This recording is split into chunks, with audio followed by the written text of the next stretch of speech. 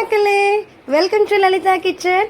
இன்றைக்கி ஈஸியாக ரெடிமேடு சட்னி எப்படி பண்ணலான்ட்டு வாங்க பார்க்கலாம். ஒரு அரை முடி தேங்காவை பின்னாடி இருக்க கருப்பு தோலெல்லாம் எடுத்துகிட்டு பொடியாக கட் பண்ணி ஒரு ஓட்டிடுங்க. ஸோ தேங்காவை நல்லா ரோஸ்ட் பண்ணி அரை போட்டுடுங்க.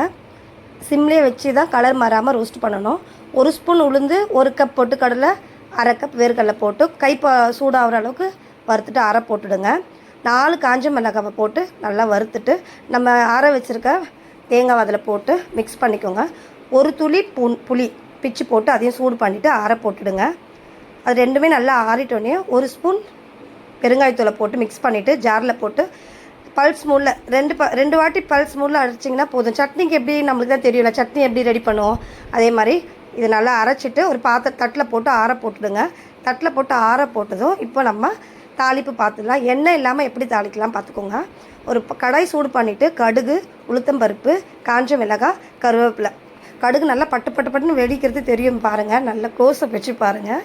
ஸோ நல்லா பொரிஞ்சதுக்கப்புறமா அதில் போட்டு மிக்ஸ் பண்ணி ஆற வச்சுருக்கோம் இல்லையா, மசாலாவில் போட்டு மிக்ஸ் பண்ணிவிட்டு உப்பு சேர்த்துக்கோங்க. தேவையான அளவுக்கு உப்பு போட்டு மிக்ஸ் பண்ணிவிடுங்க. எல்லாமே மிக்ஸ் பண்ணிவிட்டு ஆறிட்டதுக்கப்புறம் தான் நல்லா சூடு போனதுக்கப்புறம் ஒரு பாத்திரத்தில் போட்டு நீங்கள் ஃப்ரிட்ஜில் ஸ்டோர் பண்ணி வச்சுக்கலாம். எப்போ வேணாலும் வெளியில் போயிட்டு வந்தோடனே ரொம்ப டயர்டாக இருக்கும். ஸோ அந்த டைமில் நம்ம டக்குன்னு ஒரு ரெடிமேட் சட்னி தண்ணி ஊற்றினா போதும், டக்குன்னு சட்னி ரெடி ஆகிடும். ஓகேவா?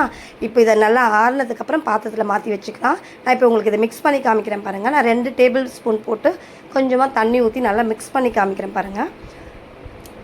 இந்த மாதிரி ஒரு பாத்திரத்தில் நீங்கள் போட்டு மிக்ஸ் பண்ணிட்டீங்கன்னா கொஞ்சமாக தேவைக்கேற்ற அளவுக்கு தண்ணி ஊற்றிக்கோங்க.